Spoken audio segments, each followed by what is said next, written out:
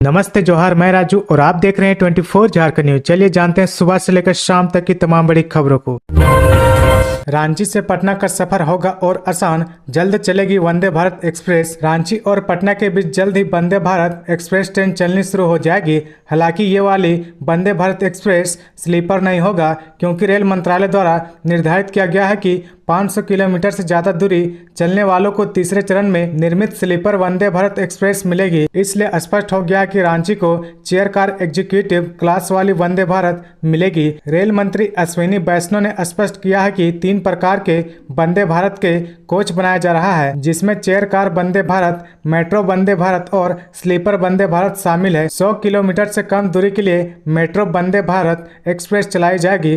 500 kilometre से कम दूरी के लिए चेयर कार वाली वंदे भारत एक्सप्रेस और 500 किलोमीटर से ज़्यादा के लिए स्लीपर वाली वंदे भारत एक्सप्रेस चलाने की योजना है। उन्होंने बताया कि प्रधानमंत्री नरेंद्र मोदी का विजन है कि जून माह के अंत तक सभी राजधानी को वंदे भारत एक्सप्रेस मुहैया करवा दिया जाए।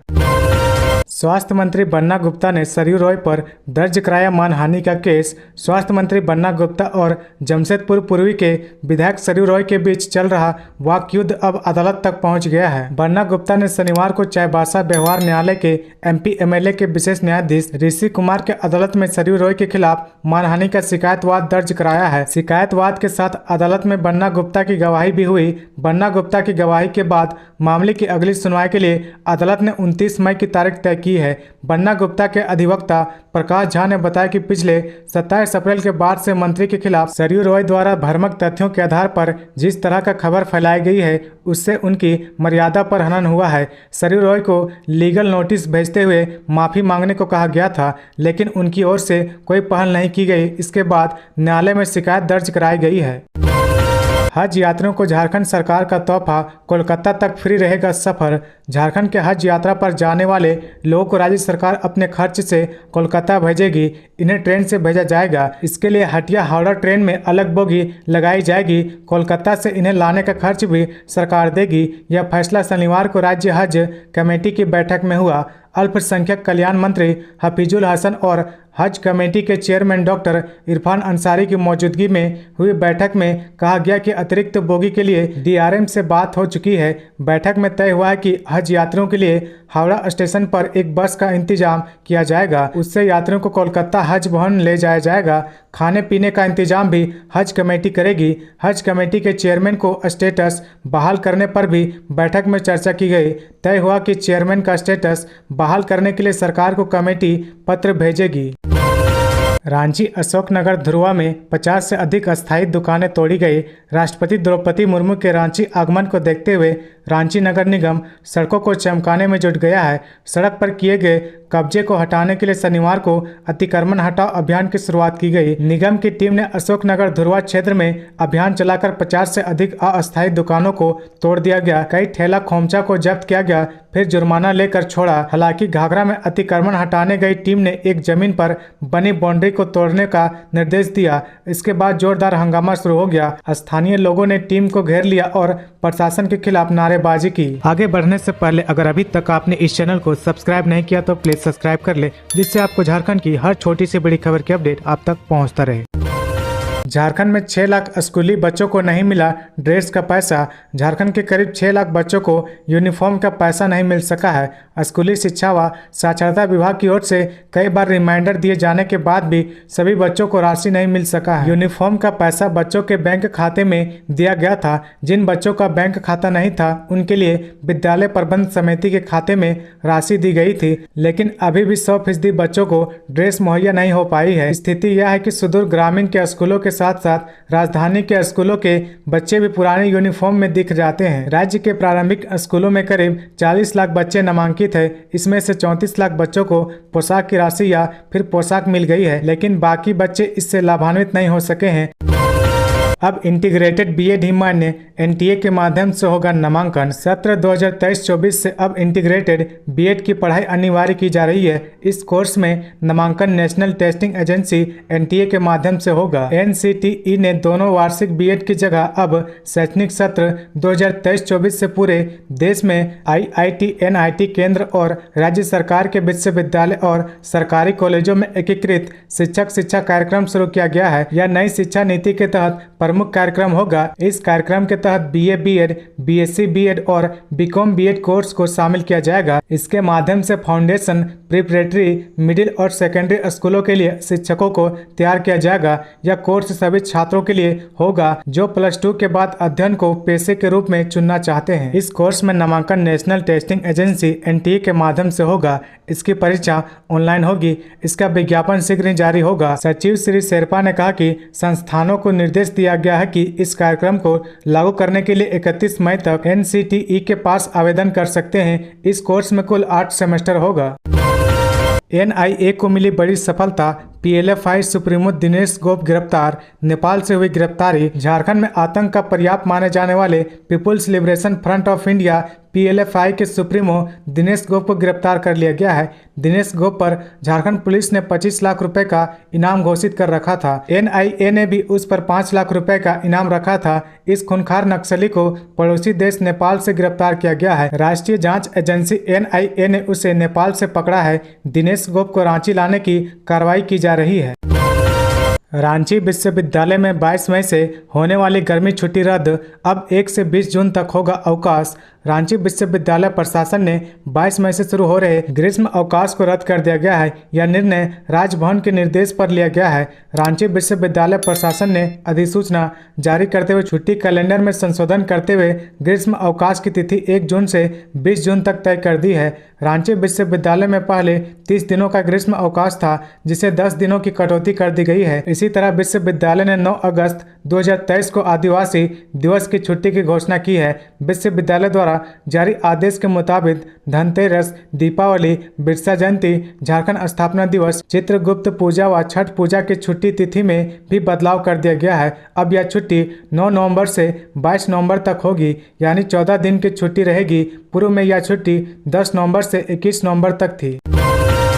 रांची में सीवरेज के लिए पैसे देने से केंद्र सरकार ने किया इनकार। रांची में सीवरेज ड्रेनेज प्रोजेक्ट के लिए केंद्र सरकार ने राशि देने से इनकार कर दिया है। केंद्र का कहना है कि शहरी विकास मद में झारखंड को फंड देने वाली स्कीम 2015 में ही बंद हो चुकी है। राज्य सरकार को अब अपने खर्च पर ही इस काम को करना होगा। केंद्र सरकार के अधिवक्ता ने हाईकोर्ट को यह मौखिक जानकारी शुक्रवार को दी है। केंद्र के अधिवक्ता प्रशांत बल्लभ ने कोर्ट को बताया कि मामले में शपथ पत्र तैयार है, पर अधिकारी के नहीं पहुंचने के कारण दाखिल नहीं किया गया। इस पर कोर्ट ने अगली तिथि को शपथ पत्र दाखिल करने को कहा। अरविंदर सिंह ने देओल की पीआईएल पर सुनवाई करते हुए अदालत को यह जानकारी दी गई है। कोर्ट को बताया गया कि जवाहरलाल नेहरू शहरी विकास मिशन के तहत शहरी विकास के लिए 60% अंशदान केंद्र दे रहा था। वर्ष 2015 में योजना बंद हो गई। स्कीम के तहत झारखंड को 60 करोड़ मिले थे, पर इसका उपयोगिता प्रमाण पत्र नहीं दिया। झारखंड के नर्सिंग संस्थानों में नामांकन की प्रक्रिया शुरू। 16 जून तक कर सकते हैं ऑनलाइन आवेदन। झारखंड संयुक्त प्रवेश प्रतियोगिता परीक्षा ने राज्य के सरकारी और गैर सरकारी नर्सिंग संस्थानों में एएनएम और जीएनएम कोर्स के लिए शैक्षणिक सत्र 2023-24 में नामांकन की प्रक्रिया शुरू कर दी गई है। नामांकन लिखित परीक्षा में प्राप्त अंक के आधार पर तैयार मेरिट लिस्ट से होगा। नामांकन परीक्षा में शामिल होने के लिए JCECEB के वेबसाइट से ऑनलाइन आवेदन जमा किए जा सकते हैं। ऑनलाइन आवेदन भरने की अंतिम तिथि 16 जून है। नामांकन परीक्षा जिले के 5 जगहों पर होगी। कोल इंडिया के कर्मचारी का न्यूनतम वेतन अब होगा 43,000 का। कोल इंडिया के किसी भी कर्मचारी का न्यूनतम वेतन अब 43,677 रुपए का होगा। नया वेतन समझौता 5 साल के लिए 30 जून 2026 तक प्रभावी होगा। कोल इंडिया के कर्मचारियों का वेतन समझौता हो गया है। शनिवार को प्रबंधन और मजदूर यूनियन के प्रतिनिधियों ने समझौते को अंतिम रूप दिया है। शुक्रवार और शनिवार को चली बैठक के बाद सुविधाओं को अंतिम रूप दे दिया गया है। 6 जून को दिल्ली में कोयला मंत्री के समक्ष समझौता ज्ञापन समारोह का आयोजन होगा। इस बार किसी यूनियन ने समझौते का विरोध नहीं किया। 1 जुलाई 2021 की तिथि से कोयला कर्मियों का 11वां वेतनमान बकाया है। कृषि मंत्री बादल पत्रलेख ने CIFT कोची का किया भ्रमण, कहा केरल की उन्नत तकनीक को झारखंड में करेंगे लागू। कृषि मंत्री बादल पत्रलेख के नेतृत्व में केरल भ्रमण पर गई टीम लगातार झारखंड में कृषि की नई तकनीक को लागू करने के लिए अलग अलग कृषि संस्थानों का भ्रमण कर रही है। इसी क्रम में कृषि, पशुपालन और सहकारिता मंत्री बादल पत्रलेख के सचिव अबू बकर सिद्दीकी और विभागीय पदाधिकारियों के साथ टीम ने केंद्रीय मत्स्य प्रौद्योगिकी संस्थान CIFT कोची केरल का दौरा किया, जहां कृषि मत्स्य से जुड़ी तकनीकी एवं शैक्षणिक व्यवस्थाओं को लेकर टीम ने जानकारी हासिल की। कृषि मंत्री बादल पत्रलेख ने कहा कि केरल राज्य में कृषि, पशुपालन और मत्स्य के क्षेत्र में कई स्तर पर कार्य किए गए, जिसमें तकनीकी समावेश एक महत्वपूर्ण अंग है। हमारा प्रयास है कि केरल राज्य की उत्कृष्ट कृषि नीति एवं तकनीक को झारखंड में लागू की जाए। राजधानी रांची के सेल सिटी पुंदाग में लगी भीषण आग। राजधानी रांची के सेल सिटी पुंदाग में आग लग गई। बताया जा रहा है कि कुछ लोग कचरा जला रहे थे, इसी दौरान आग लगी है। हवा के कारण आग की लपेटें फैलने लगी, जिसके कारण आग पास के दुकान तक पहुंच गई, जिसके बाद लोगों ने दुकान के सामान को बाहर निकालकर फेंका और फायर ब्रिगेड को सूचना दी गई। पश्चिमी सिंहभूम में नक्सलियों के मंसूबे को पुलिस ने किया नाकाम, 3 केन बम बरामद। भाकपा माओवादी नक्सलियों द्वारा पुलिस को नुकसान पहुंचाने के लिए लगाए गए केन बम को पुलिस ने बरामद कर लिया है, जिससे एक बड़ी घटना टल गई है। यह घटना पश्चिमी सिंहभूम जिले के बंदगांव प्रखंड के कराईकेला थाना क्षेत्र के तेंदा गांव के समीप जंगल का है। पुलिस ने बम को बरामद करने के बाद में जंगल में ही नष्ट कर दिया था। रांची में कला संस्कृति विभाग ने बच्चों के लिए लगाएगा समर कैंप। प्रशिक्षण लेने के लिए करना होगा आवेदन। राज्य सरकार का सांस्कृतिक कार्य निर्देशालय व पर्यटन, कला संस्कृति, खेल कूद एवं युवा कार्य विभाग बच्चों के लिए क्रिएटिव समर कैंप का आयोजन करने जा रहा है।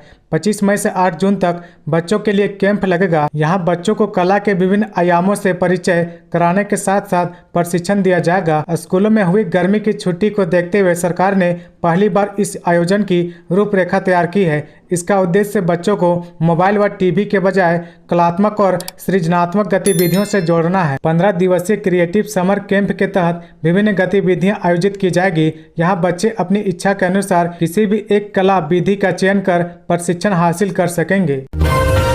गिरिडीह के सरिया व बिरनी को केंद्रीय मंत्री अन्नपूर्णा देवी ने दी जलापूर्ति योजनाओं की सौगात। गिरिडीह जिले के सरिया प्रखंड क्षेत्र की आमनारी पंचायत अंतर्गत करनोडी में 54 करोड़ की लागत से बनने वाली 2 जलापूर्ति योजना क्रमशः आमनारी व केला टांड जलापूर्ति योजना का शिलान्यास शनिवार को हुआ। शिलान्यास केंद्रीय शिक्षा राज्य मंत्री अन्नपूर्णा देवी, विधायक विनोद कुमार सिंह, पूर्व विधायक नगेंद्र महतो, जीप अध्यक्ष मुनिया देवी व जीप उपाध्यक्ष छोटेलाल यादव ने किया। अन्नपूर्णा देवी ने कहा कि प्रधानमंत्री नरेंद्र मोदी की सरकार हर घर नल जल योजना के तहत सभी घरों तक शुद्ध पेयजल देने के लिए कृत संकल्पित है। वर्ष 2024 तक प्रत्येक व्यक्ति को छत मिलेगा और सभी लोग नल से जल प्राप्त करेंगे। उन्होंने सभी से इसका लाभ उठाने की अपील की। उन्होंने कहा कि हम एक नए भारत के निर्माण व विकास में कदम से कदम मिलाकर चले। प्रदेश कांग्रेस अध्यक्ष राजेश ठाकुर ने कहा, राजीव गांधी ने कहा था झारखंड अलग राज्य के बिना यहाँ के आदिवासी मूलवासियों का विकास संभव नहीं है। देश भर में आज पूर्व प्रधानमंत्री भारत रत्न राजीव गांधी की पुण्यतिथि मनाई जा रही है। झारखंड में भी प्रदेश कांग्रेस कमेटी के तत्वाधान में पूर्व प्रधानमंत्री राजीव गांधी की पुण्यतिथि पूरी सादगी से मनाई जा रही है। कार्यक्रम का आयोजन प्रदेश कांग्रेस मुख्यालय कांग्रेस भवन रांची में किया गया है, जहां प्रदेश कांग्रेस अध्यक्ष राजेश ठाकुर समेत सभी कांग्रेस नेताओं और कार्यकर्ताओं ने उनकी तस्वीर पर माल्यार्पण कर श्रद्धा सुमन अर्पित किया। इस अवसर पर प्रदेश अध्यक्ष राजेश ठाकुर ने कहा कि आधुनिक भारत के निर्माता, भारतीय सूचना क्रांति के जनक, पंचायती राज्य सशक्तिकरण के सूत्रधार, युवाओं के प्रेरणा स्रोत, देश हित में सब कुछ निछावर करने वाले कुशल प्रशासक, पूर्व प्रधानमंत्री भारत रत्न राजीव गांधी को सदैव याद किया जाता रहेगा। राजीव गांधी झारखंड की जनता को सदैव याद रहेंगे।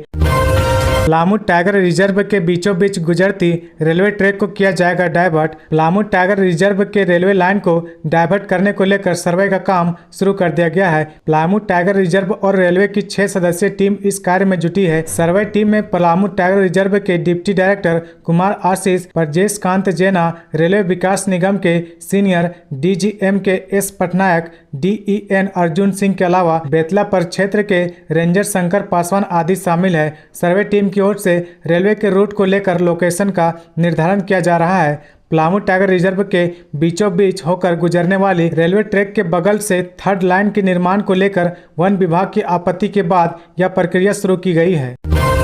धनबाद में बोले बीजेपी प्रदेश अध्यक्ष दीपक प्रकाश, पीएम मोदी के नेतृत्व में समृद्ध हुआ देश। भाजपा के प्रदेश अध्यक्ष सांसद दीपक प्रकाश ने कहा कि प्रधानमंत्री नरेंद्र मोदी के नेतृत्व में सशक्त व समृद्ध भारत का निर्माण हुआ। आयुष्मान जैसी कई कल्याणकारी योजनाएं शुरू हुई। ये बातें प्रदेश अध्यक्ष ने शनिवार को भारतीय जनता पार्टी धनबाद महानगर जिला कार्य समिति की बैठक को संबोधित करते हुए कही। तो ये थी आज की झारखंड की टॉप बड़ी खबरें। इसी तरह झारखंड की हर छोटी सी बड़ी खबर देखने के लिए आप हमारे चैनल 24 झारखंड न्यूज को सब्सक्राइब करके बेल आइकन प्रेस कर ले, जिससे आपको झारखंड की हर छोटी सी बड़ी खबर की अपडेट आप तक पहुंचता रहे। तो आज के लिए बस इतना ही। हमें दीजिए इजाजत, फिर मिलते हैं नेक्स्ट न्यूज में।